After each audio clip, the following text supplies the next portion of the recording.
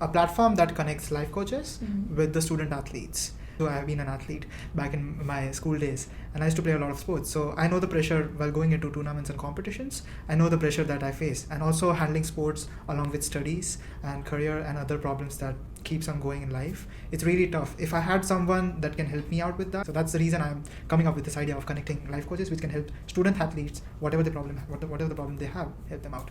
What I want to do is I want to create a world where people can date safely, and they will be dating with real people, and it will also stop people going to the therapy, people saving a lot of money where they can spend the money at the right place.